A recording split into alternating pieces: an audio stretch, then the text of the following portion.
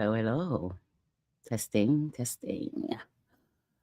Let me get my phone. Oh my God, I forgot my phone. Let me see if it's working. Hold on.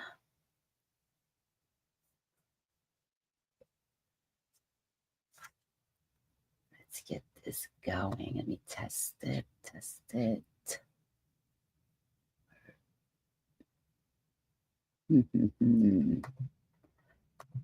It's been some times, guys. So let me just do this.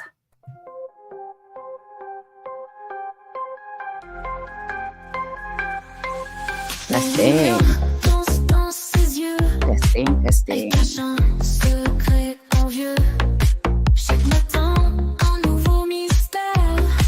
Mademoiselle vit sans frontières. Des rues murmurent des contes d'ombre. Elle marche comme un rêve sombre. Tous les jours, un chapitre écrit.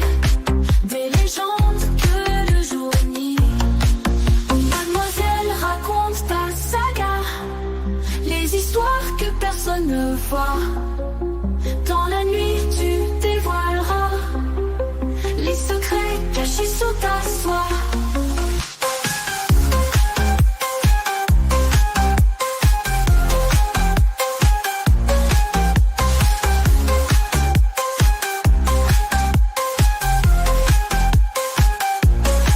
Un sourire garde des énigmes, des mots doux aux limites abîmes. Elle joue avec le quotidien, transformant tout en destin. Les reflets cachent des vérités que personne ne peut interpréter. Dans son regard mystifié, un monde entier à déchiffrer.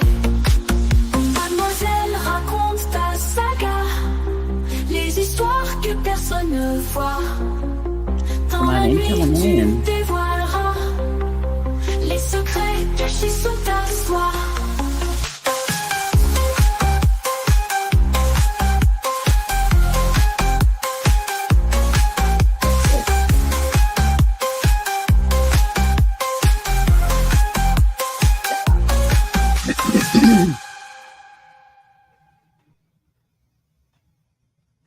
Well, welcome back. We are back on the Saga Reveal. I am here today, and I want to say thank you. If anybody wants to join in, come on in. It's been a little while. I was reading the trial of Sean Puff Daddy Combs, and I was kind of getting too grossed out, so I just decided to go away and enjoy the summer. But we are back. Because the Predator has been sentenced eventually, right, guys? And this is what I wanted to share and come back with you. So let's go. Let me share a screen. Let's go. Where is it? Oh, here's my window. Here we are. You get any? Why not? Got it. Here we are, Sean Combs. He has finally been sentenced to a 4 year and 2 months. Let me just say this. Was that enough? Right? Was that enough? Was that enough? Well. Let's see if that was enough. So here we are with Sean Combs sentencing hearing. That happened. So 50 years in prison. He is a convicted felon today. Mr. Black Excellence. Be careful. for 2 counts of transporting individuals across state lines for the purpose of prostitution. Wow, that's black excellence for you, Diddy. Is that what you were striving for? A sentencing that was quite low yet. I want to talk about prostituting your girlfriend. What kind of person is that? By the way, everybody forgot that she was his employee. Employee. Before becoming his girlfriend. So, a conviction stemming from his federal trial. The sentence handed down by the U.S. District Judge Aram Subramanian in Manhattan. So also he has to pay $500,000 fine and a 5 year of supervision released. Of course, he's going to be on the sex offenders list. Cassie was his employee and he used her.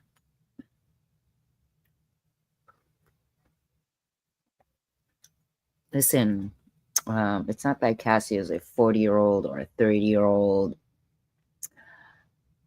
that was doing that from the beginning, but she was young.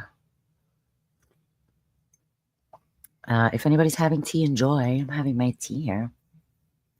And definitely, she was very young and inexperienced, and she even said it. She didn't know what a blowjob was. So, how old was she? She was in her early 20s, teens, late teens, when she was starting to hang around with a big Puff Daddy Combs. So Combs, who had already served 12 months, which is a year, so there's going to be 3 years and 2 months since September last year, he could be released in less than 3 years. Well, yeah, good for you, not to do the math. Depending on good behavior credits, because he tried even for that whole year to be in good credits constantly. Boy, he addressed the court, apologizing for his action and calling them disgusting. Yeah, you are disgusting, and you are shameful, and you are sick. While his lawyers and family plead for his mercy. Yeah, well, that's what family do. So the sentencing emphasized the need of a substantial sentencing. I know the judge had to still say it so that he still comes off seriously and to send a message, because anybody who transports their girlfriends or employee, be careful for prostitution. So, for exploitation and violence against women. He is a felon. The judge rejected the defense's argument that Combs was merely a John. He thought he was merely was a fancy pimp. He was the highest pimp you can get. The one that beats you up and buys you back. Right? Starting the coercion in his action was the same, if not worse. And you're telling me these jurors in our society could not see there was coercion? Of course. Maybe we should add some courses in high schools. Actually, maybe make it a civic class. So the same, if not worse. The prosecution had sought over how much? 11 years. That's the prosecution for you. Seeing all of the stuff. While the defense requested no more than 14 months. Just another 2 months, sir. Get him out. So post-sentencing action, shortly after the sentencing, Combs requested a presidential pardon from, of course, President Donald J. Trump. who confirmed the request was made through probably Mr. Agnifilo. Combs' legal team has vowed to appeal the decision, of course, since the trial started. Oh my God. Because he's black? No, because not. Because of the law, we're looking for transparency now, accountability. Hello. Just make sure you didn't do anything to, you know. So here we go again. The trial background. Combe was convicted of the 2 counts of violating the Mann Act, which was related to organizing the freak-offs and the hotel nights involving his former girlfriend and hired escorts. On top of that, with the escorts that he was transporting them to or whatever, using their services for the purpose of the prostitution. She was the prostitute to attract. See how they didn't want to will make her look good, so he will be off of it. Conniver. Oh my God, you are bad.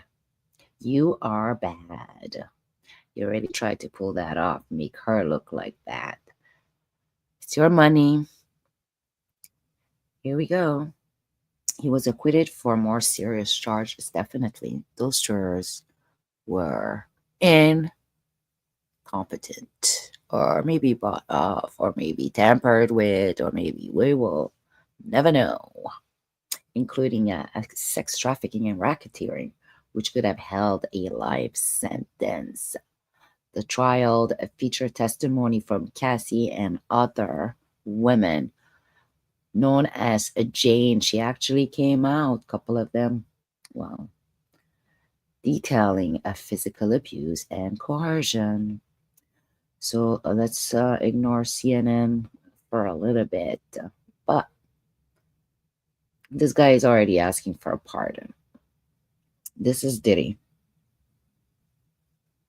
the predator that wants to come out after all of his abuse with all of the civic lawsuits that's coming out. Let's go see. Hold on. The Diddy dockets. Um,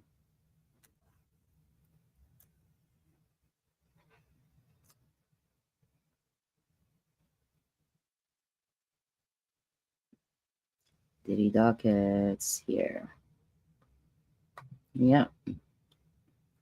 This is Diddy's never ending.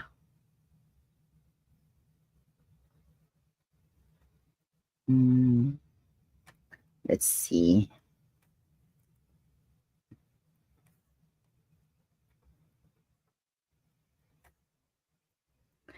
What we have. Let me see. Send it. Diddy docket.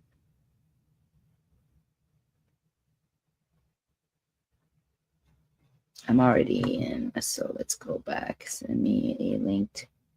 Oh, guys, let's go this because I have it on some other place, but it's never ending.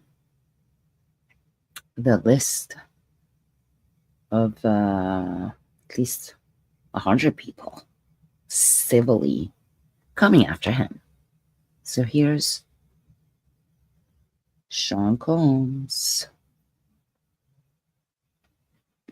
I think it is terrible what he did. I think 4 years is not enough. I think maybe they can go and use all of the other stuff. All of the other stuff that's out there.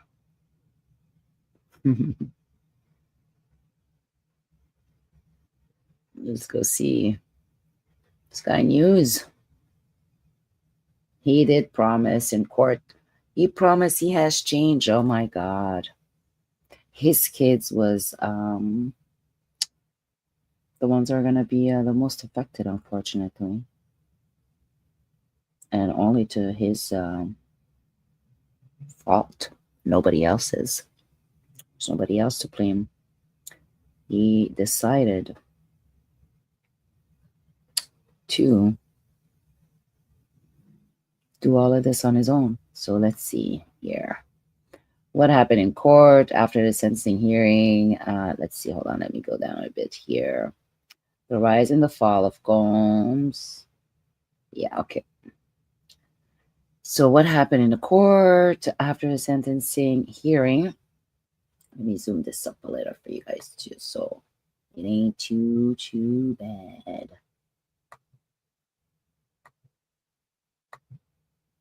There.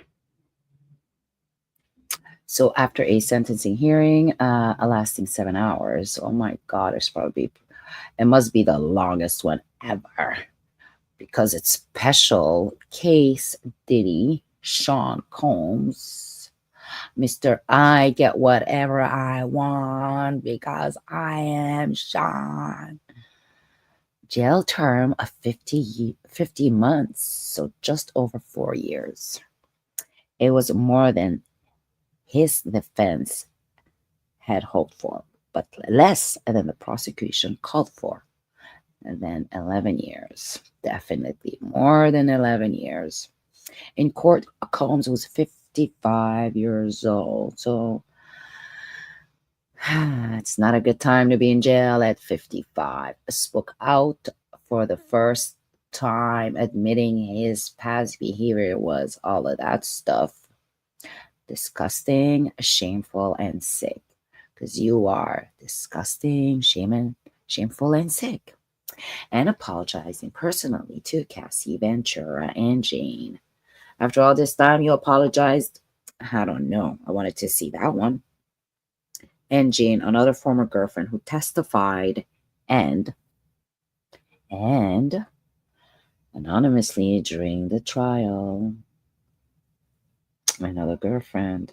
But despite his plea for mercy and expression of remorse, the judge told him he had abused his power of control, or should I say his black excellence title he gave himself.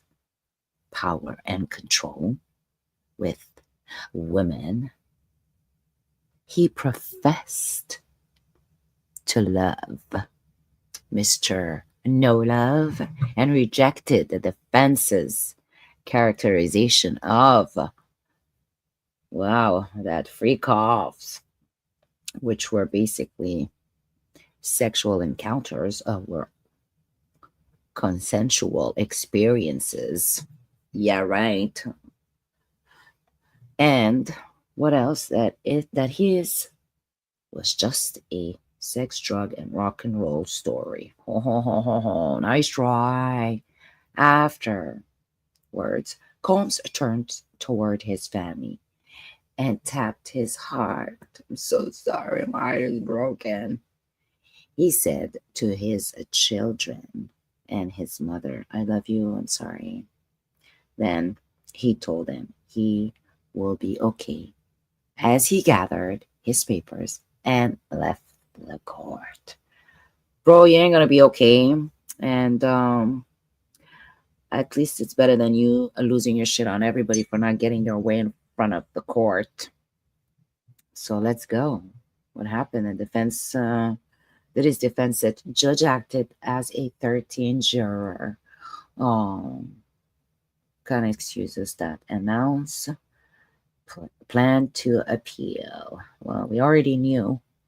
You guys make it sound like it's something new. Did his defense lawyer have now reacted outside court? They did say, today was a very bad day, but I thought they won last time. Do you guys remember? He said they won, and saying they intended to appeal. There is a human being now in custody for 50 months, like all of the other inmates, based upon, oh boy,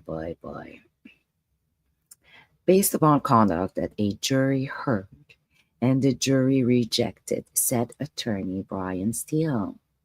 He is referring to the fact Combs was convicted of prostitution-related charges, but cleared of more serious charges of trafficking and racketeering.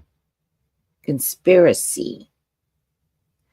Bro, go sit down somewhere. Yes. However, the judge said in court today that allegation made in court would be considered as the strength of testimony could not be ignored. Well, that's in the judge preview, I'm assuming. Mark Agnifilo, Mr. Marky Mark, another of Combs' lawyers, money-hungry lawyer, said they plan to appeal and that he thinks they have a strong basis to appeal. The strongest being that the jury found there was no coercion involved in the rappers' relationships. I think the judge took coercion today as a bias for sentencing. He said, "We think that double that here is unconstitutional. We think a jury verdict should mean more than our jury verdict seems to mean." Oh, dot, dot, dot. What do you mean? There was no S trafficking. There was no racketeering. Everything was adult, he said. Well, that's not what kind of decent adult do for fun to beat up each other. Judge has acted as a third juror. Agnifilo adds, "That's a lawyer that's paid too much money." Good night. What is this? That was on the 3rd of October. That's all from our live coverage of the Sean Diddy Combs sentencing. That's it. Yes, he will be going for quite some time. And with that, let's move along with the second part of our saga here. Let me clear that share screen and I go to the elbows off. Disappeared, I should say. That's what happens when we have fake promises, right? But let's listen to this today. By the way, I will be trying to cover a little bit of more of these question periods and some of the parliamentary hearings more often or weekly, I should say, because this is something I do enjoy and I would like to share with you guys. And here we go. Let's check this out. So I want to make sure you guys hear it too.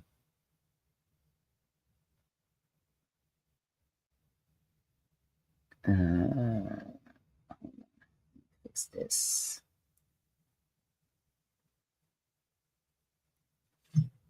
Alrighty. Let's go.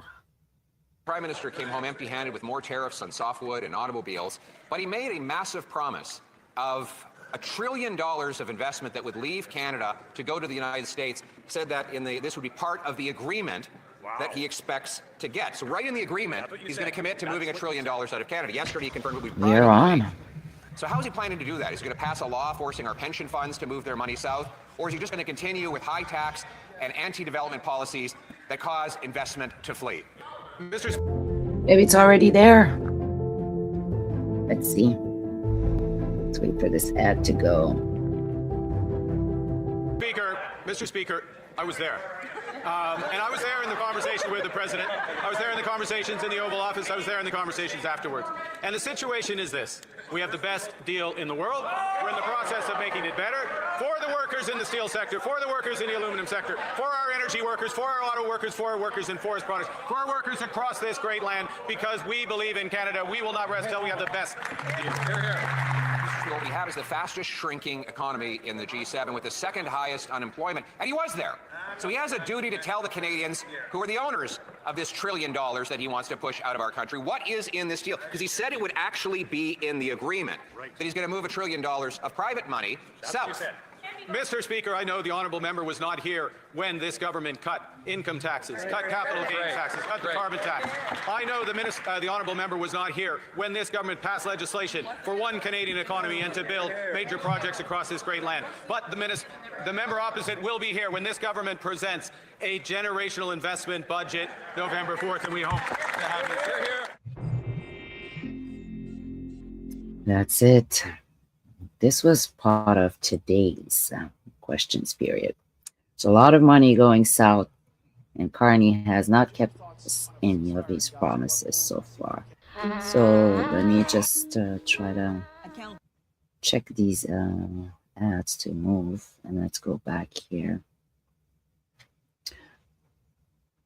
So yes, trillions of dollars, and we still have no pipelines. We're not really mining. We are not bringing in any businesses or encouraging anything yet concrete out there much, right? So let's go back here. Put this on. And let me fix the autoplay a little bit. So here we go. Rightly condemned Hamas, but do you have any concerns with how Israel has carried out its campaign in Gaza?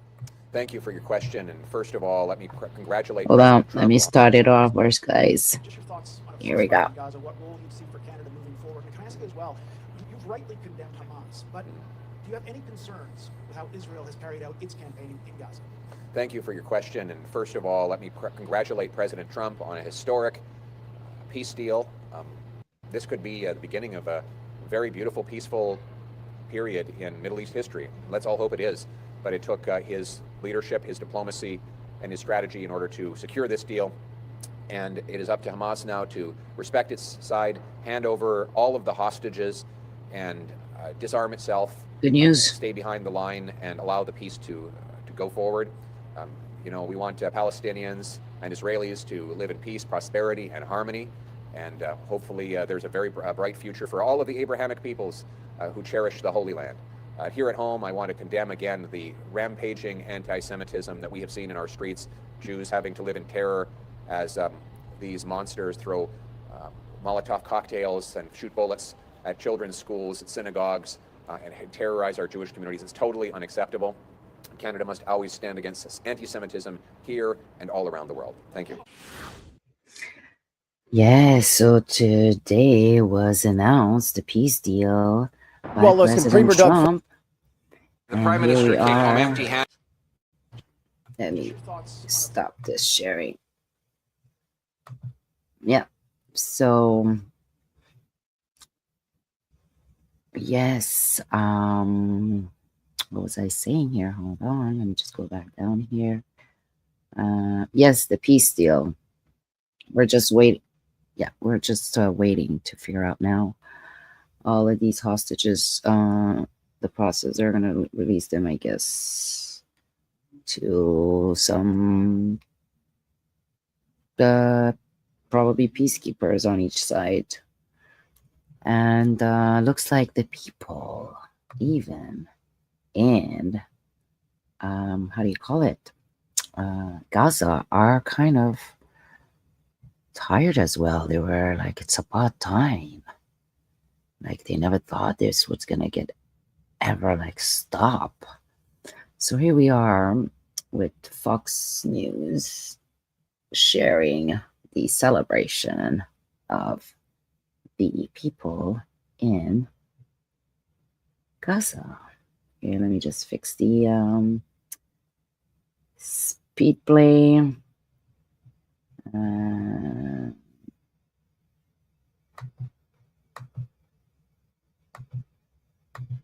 There we go. Palestinians celebrating this morning as President Trump secures an historic peace deal to end the war in Gaza. Both Israel and Hamas agreeing to the first phase of the deal, which calls for a ceasefire and the release of all hostages. Families praising the president after learning their loved ones will finally be returning home. What do you guys have to say to President Trump? Thank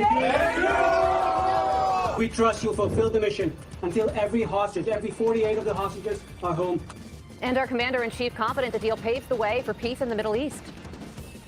surrounding have all signed. I mean, they're all signed up, and it's been really an amazing period of time, and so great for Israel, so great for Muslims, for the Arab countries, and so great for this country, for the United States of America, and that we could be involved in, making a deal like this happen, because it was, many years they talked about peace in the Middle East. This is more than Gaza. This is peace in the Middle East, and it's an incredible thing. But it is not a done deal just yet. Hamas still has to hold up its end of the bargain. An expert on foreign relations weighs in. Want to know why some Toronto homes get multiple offers while others sit on the market? The secret happens before the for sale sign even goes up. Most homeowners list their properties without the right preparation. There we go. In just You are watching Fox and Friends First on this historic Thursday morning. I'm Carly Shimkus. And I'm Todd Pyro. First, let's turn it over to Steve Harrigan with the latest on the ground in Tel Aviv. Steve. Todd, people woke up across Israel to some very good news this morning. President Trump announcing that historic peace deal between Israel and Hamas that will free all 48 hostages. It's estimated that 20 of those hostages still alive. The president saying he expects those hostages to be set free on Monday. Terrible situation. They're deep. They're deep in the earth, and they're being gotten, and a lot of things are happening right now. As we speak, so much is happening to get the hostages freed, and we think they'll all be coming back on Monday. So it looks like that's the thing, and that'll include the bodies of the dead. Wow, already. So yes, this is the peace deal that's happening, and Pierre wanted to take the time to thank President Trump for, trying to settle things down over there, and then maybe we can all get a bit of peace. With that, as well, what did I want to share here with you guys is the oh yeah,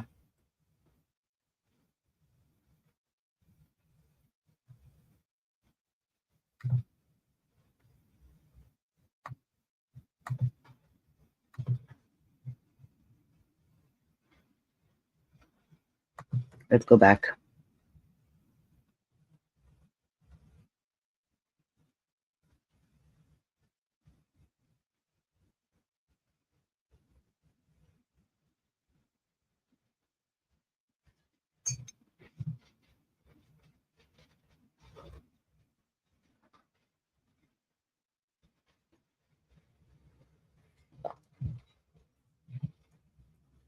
What is going on here? Hold on, let me just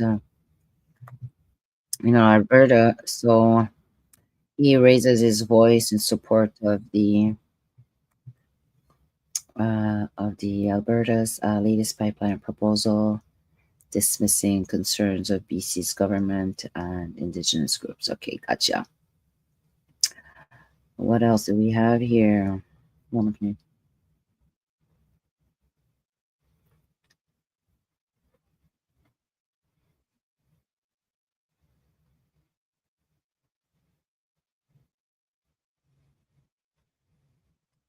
Looks like Alberta is getting prepared, just because they're feeling like they're living in uncertainties.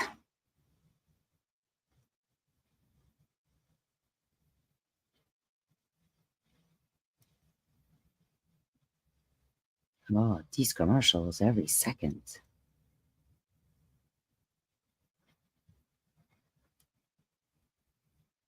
Sorry, guys, let me just share this screen.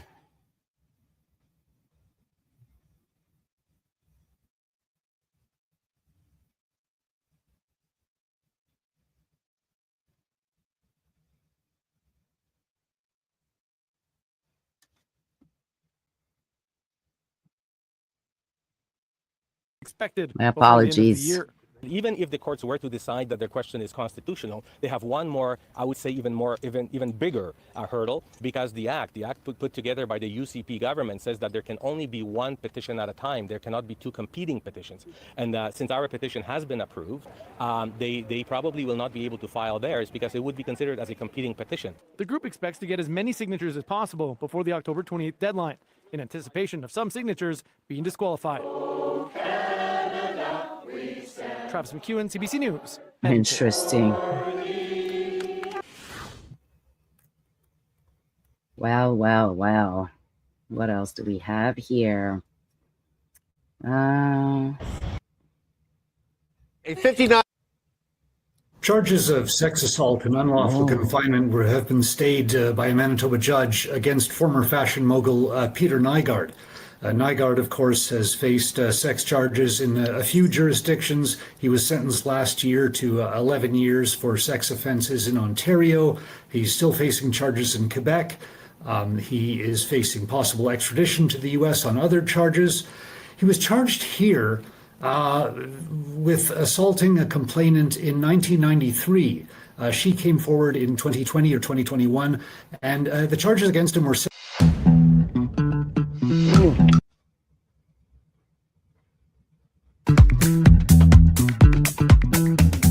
assault and unlawful confinement from an alleged incident in 1993. And the sticking point here was that she had spoken to police in Winnipeg and RCMP in North Vancouver at the time, and the records of those conversations have been lost. They're no longer kept, either destroyed over time or lost over time. And Nygard's lawyer in Winnipeg successfully argued that not having access to those records violates his right to a fair trial. And because those interviews would have some testimony or records from the defendant that could be used to contrast and compare with statements the complainant gave to police more recently when formal charges were laid. So the judge sided with the defense and said that Mr. Nygard's right to a fair trial has been violated here. Theoretically, the Crown would have a year to revive them, but without those records, I assume it would be rather difficult. Nygard, of course, is not off the hook. Again, he's serving that sentence from Ontario, and he's still facing charges in other jurisdictions, so he still has what appears to be a fairly lengthy legal road ahead of him. Well, thank you. Well, Mr. Speaker, we'll go soft on him today because I know he's still recovering from surgery to have his elbows removed. Remember that promise, Mr. Speaker? Dancing around with his elbows in the air. They're gone. We've seen those elbows since the election, after which $54 billion of investment gone to the United States. 86,000 jobs gone. American tariffs on Canada gone. There are three things that are true. First is, I realized long before the leader of the opposition. Get everything you need at Canada's Kitchen Store, so you can shop. Long before the last election. You remember the last election? Long before the last election, that our relationship with the United States would never again be what it was. Secondly, thing that is true is we have the best deal with the Americans. And the third thing that's true is we will get an even better deal. Canadians do remember the last election where that Prime Minister promised to put elbows up. It was not a promise, it was the promise that he ran on. Now those elbows have come down. The American tariffs have doubled. We have by far the weakest economy in the G7. 86,000 people have lost their jobs. Are you paying attention, guys? Pathetically to the White House to offer $1 trillion gift, bowing before the president in weakness. For what? $1 trillion, Mr. Speaker. Speaking of the last election, where in his platform did he promise to give $1 trillion of our investment dollars to the Americans? Good question. Mr. Speaker, I would like to inform the leader of the opposition that there is a thing called the private sector. The private sector makes decisions about investment. The private sector is the best deal in the world. We'll invest in this country and we will build Canada strong. Well, the private sector. We'll find out if that is true. The Supreme Court has rejected. What else we have here?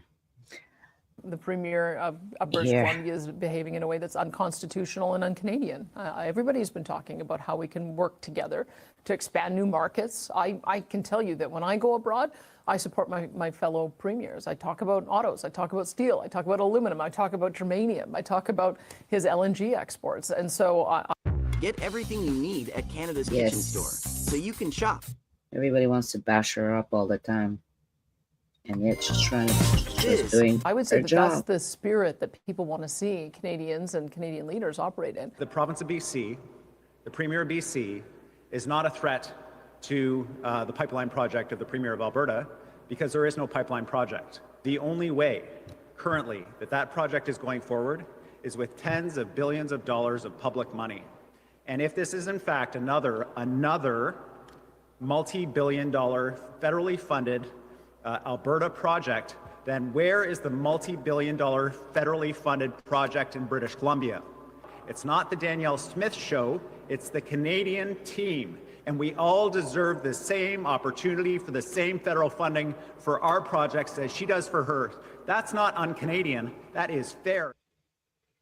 Well, well, well. Someone is jealous. Doesn't even have anything to do with that, nobody bro. in this truck. What is that? Canada's. Hold on, guys. Let's check There's this. nobody in this truck. There's legit nobody in the truck.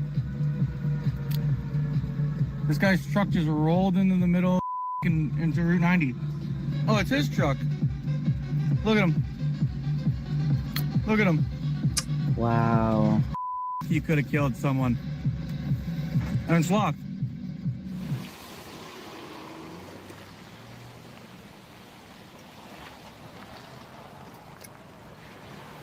Wow.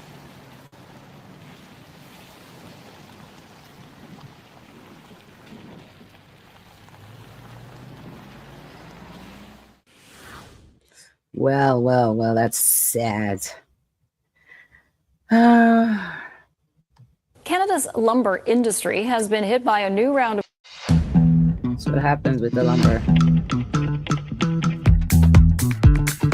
Tariffs effective October 14th. The U.S. will be imposing a 10% tariff increase on lumber shipments to the U.S., raising the total duty to more than 45%. Wow, there is wow, also a new wow. levy of 25% on wood-based home products.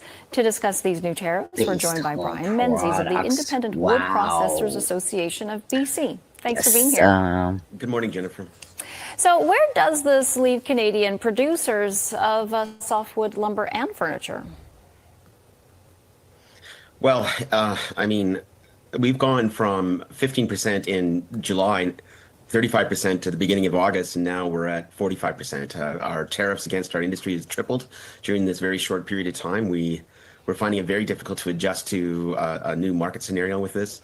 I can tell you right now that the companies of the independent wood processors, who are mostly value-added manufacturers here in British Columbia, most in the Lower Mainland, they're telling me they're not getting anybody to return their phone calls right now from the United States as far as customers, and no emails asking for orders right now.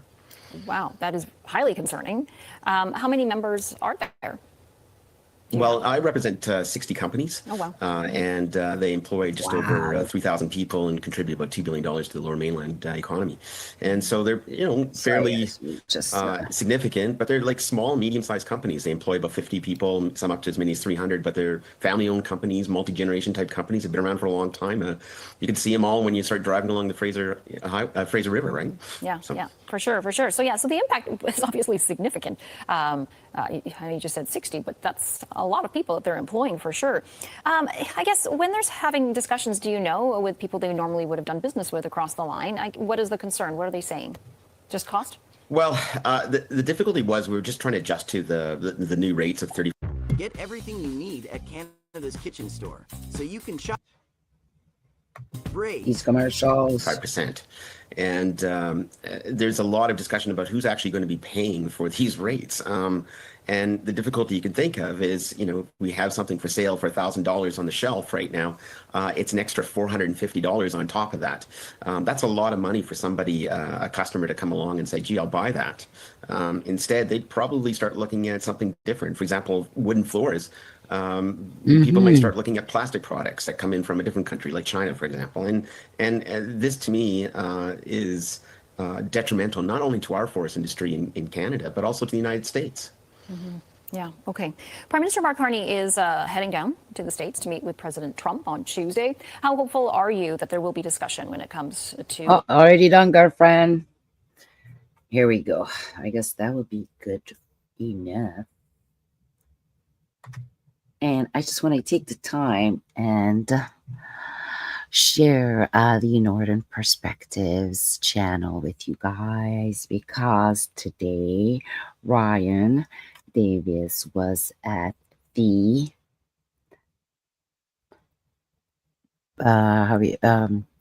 parliamentary hearing today, and he was called in to testify about the longest ballot in our history that happened in Alberta. So here we are, and it was definitely an interesting event. Let me see. I believe longest ballot committee. It was today. And here it is.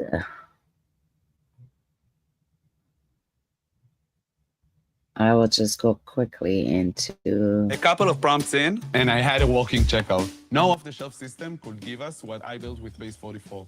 As best we can, and we appreciate your patience and understanding in this regard. My apologies for that.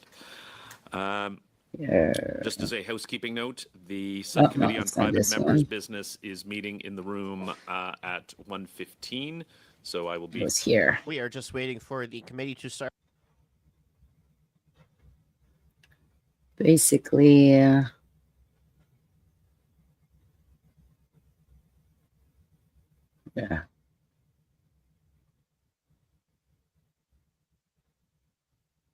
Thank you very much. Just now to Mr. or Dr. Moskrip, I want to thank you for your testimony. Jackson for 6 minutes, please. Thank you, Chair, and thank you, gentlemen, for being here today. Just like to start with Mr. Davies, a couple of questions. You mentioned earlier in your testimony that you or your organization filed a complaint. Yeah. Admits that while the deposit requirement is allegedly an attempt to deter frivolous candidates, it may well deter non-frivolous candidates who are not after. Clear, go a back. political entity is only allowed to have one. Yes. PPC, and it does.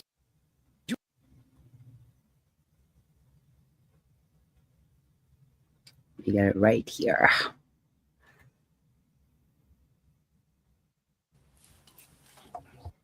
There's, as we heard from Mr. Davies a second ago, if the committee decides to keep the longest ballot committee to keep going and going and going in different iterations, it's going to be whack-a-mole. And we're all going to be back here in 18 months, or maybe that's too soon. 2.5 to 4 while there are, Okay, I wanted to hear Ryan. Let's go. On why you think the longest ballot committee is actually operating as a political party rather than as a protest group. Well, you just have to look at your own political parties, and it doesn't matter which one you're a part of, Liberal, Bloc, NDP, Green, PPC, what have you. If someone wants to know more about your party, where do they go? They go to your centralized party website where you have all of your media.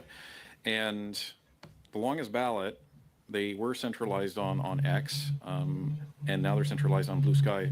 Most of their media isn't there. They have random social media posts they put up there, but all of their formalized statements, political statements, and formal responses to even committee meetings, statements by the chief electoral officer, they're all posted on the Marxist-Leninist Party website.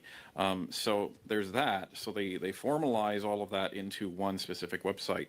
But where it really comes into play is they operate as if they're a political apparatus. They're talking to their candidates as if they're running across the country, but they're not. They're running in one riding. They give them all one direction. They're running under a single platform.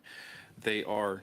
Just to be clear, a political entity is only allowed to have one candidate on the ballot in each constituency. Is that correct? That's correct.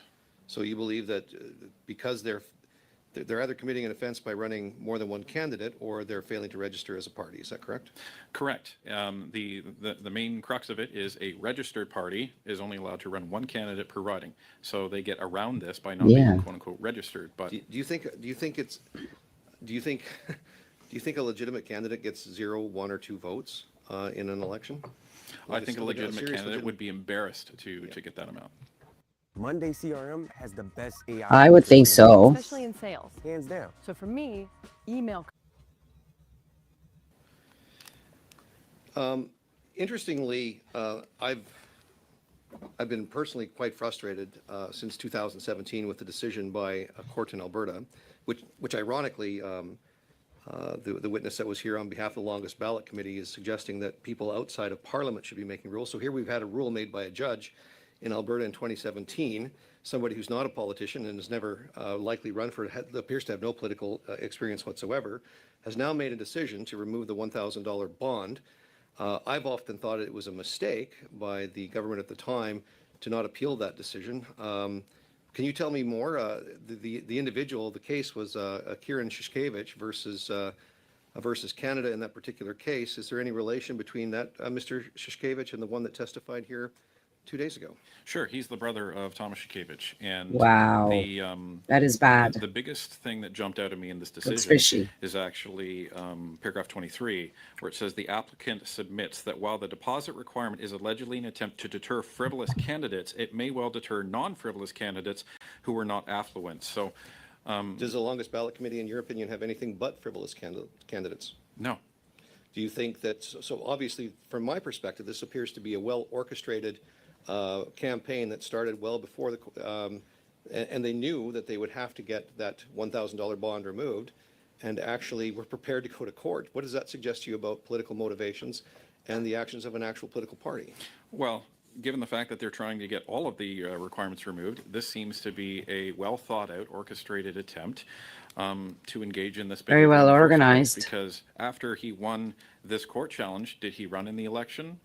Not as a legitimate candidate. All of a sudden he teams up with the Rhinoceros Party and they start running these long ballots. And the biggest thing about this court challenge is this was him saying this is violating his Charter 3 rights. But now they're going on to violate the Charter 3 rights of people with disabilities and seniors across this country.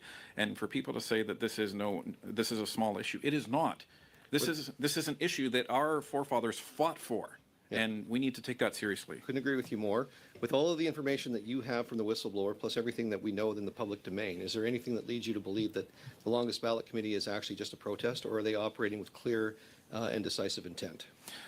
I think the fact that they couldn't even answer the chair's question about, okay, fine, let's accept that this is a protest. What's your solution? And they don't even have a thought out solution. And then they've been doing this for 6 years. They haven't thought about that at all. 6 years. This shows that they're not serious about an actual resolution, and this is just malicious intent.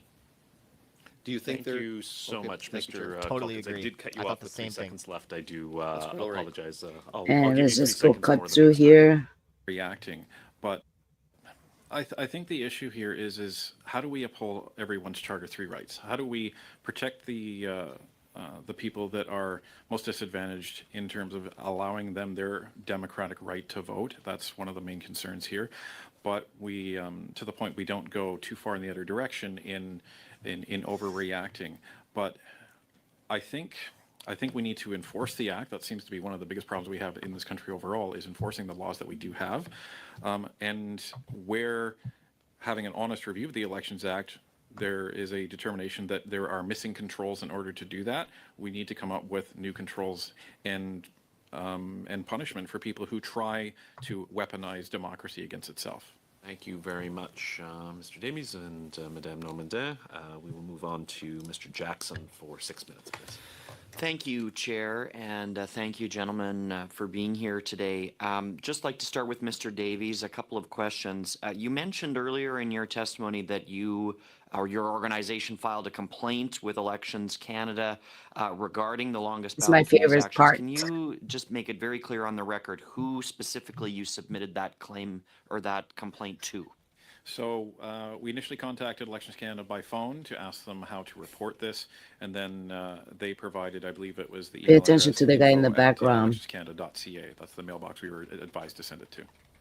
And Yeah, him. no Oh. response to that. Is that correct? Correct. Okay. Would you be willing to table Wow. all the evidence and correspondence you have between yourself and your organization and the whistleblower, so that we have that evidence, which I assume was part of the complaint that you filed to Elections Canada? Certainly, and yes, it was. Elections Okay. Canada is in a bad Thank you very spot much. right here. Just now to Mr. or Dr. Moskrip, I want to thank you for your testimony. He called them for information on how to send a complaint about what happened. Well, they told him to send it at info@election, not even a direct email to someone high, or they have even a proper complaint department for an election problem that could affect thousands of people. So yeah, this is our Election Canada, guys. You were being questioned a couple of days ago. If you'd like to listen to it, you can definitely find it on YouTube.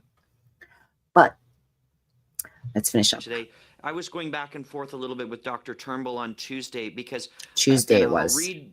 I know you watched it, but just what I said was just to summarize that I agree, and I agree again with what you've said, that we've probably given this farce too much airtime that only they have gotten excited about. That being said, I do think we have to come to an outcome here. I don't think this can go on.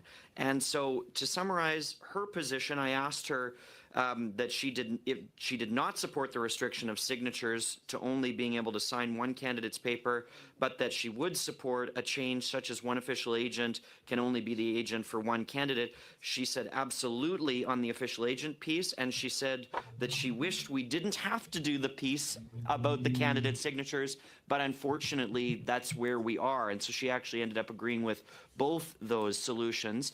What is your perspective on that? Would you find yourself in a similar place? Oh, absolutely. Here's the thing. If there are reasonable and unreasonable barriers to running. I think financial barriers can be unreasonable. I think old shoe leather barriers, as in go get signatures, go knock doors, go prove that you're serious, are utterly reasonable. Again, I was stunned that you could have one individual act as an official agent for more than one person. It is on the face absurd, and incidentally, a conflict of interest. Yeah, I think, well, what can I say with that, actually? Let me just mute this, finish this up. They are actually on a live right now, Northern Perspective. They're amazing to listen to, so please join them. Conflict of interest. Okay, well, apply the same standard to what you're doing. Using one agent for 100 people or 191 people, also a conflict of interest. It's inconsistent. So on the one hand, so yes. On signatures, yeah, I think if you have to get a handful, 100 whatever signatures it might be, fine. Unique, I did notice the witnesses brought up the point of, look, if you're an elector, you might want to sign 2 or 3 people's forms. Maybe you haven't decided who you're going to vote for yet. I've gone back and forth in a couple elections. People change their mind. But 191, that's obviously against the spirit of the law. So I think it would be reasonable to have a limit of that of some sort. Because here's the thing: if you can't get 100 unique signatures, are you a serious candidate? I mean, I could get 100 unique signatures when I ran for student council president, two-termer, by the way. But in a high school of 1,200 people, you can get 100 unique signatures. Yeah. Okay, thank you. I appreciate the clarity on that, because I do think this committee will need to take the expert advice as to an outcome when we get to the conclusion of this study to ensure, a balanced approach, but certainly a swift one in ensuring that future by-elections, this is in place so that this farce doesn't continue any longer. So I certainly appreciate that. I wonder your perspective on the number of signatures overall that are required. The number is 100 right now. We know in previous Parliament, the government, the Liberal government, actually brought forward a bill to reduce that number of required signatures. I believe it was down to 75. Just wondering if you have a perspective on that, whether you think that's appropriate or wrong-headed given this longest ballot committee and just the general context overall. I mean, I think it's the difference between, to use a contemporary reference, winning a ball game 6-1 and 7-1. I mean, whether it's 100 signatures or 75 signatures, I don't think there's a material difference there. Because if you can get 75, you can probably get 100. Now, can you get 1,000? That's unreasonable. It's really a matter of scale. So I don't think there's any real pressing. I don't think it's worth the paper you'd have to print it on to reduce it to 75. Really? Yeah. Right? I mean, it's just I think it's a show. It's more of a gesture than it would be a substantive change. Ditto raising it to 125. The 100 is entirely reasonable, but I don't see why you would lower it, unless you're going to lower it to 0, and then you're having a philosophical debate, not a regulatory debate. Right. Thank you, you, David. David. Further perspective on Mr. Davies' commentary about the longest ballot committee, rather than a protest movement, operating as either a political party or a third party, which has been suggested as well in previous conversations, that this is a centrally organized group of a very small number of individuals who are giving central direction to sometimes not even full candidates yet, we've heard in testimony, people who are prospective candidates, and whether they should be governed in some way by either the rules that govern third parties in our elections or the rules that govern political parties in our elections. Very brief answer, Dr. I hadn't thought about it until Mr. Davies brought it up, but I found his argument cogent. And again, I'll go back to this. We have effectively an exploitation of loopholes in the law right now that are in violation of the spirit of the law. And I think Mr. Davies made quite a cogent argument. Thank you so much. And we'll this move on was to Mr. Lewis, today's Northern Spring. Thank you, Chair. I'll be Brian Davis testimony on the ballot, the longest ballot scam. Oh yeah, let's go. These are actually one of my favorite things to listen to. It's definitely these committee hearings. So I will be back covering these committee hearings, and really like to join me, please do so, as it would be one of my favorite little segment to start ad on my Saga Reveal. So with that, I would like to say thank you for joining me. I would like to wish you a good night. I am about to sign out. So sweet evening to you all, and I will see you soon.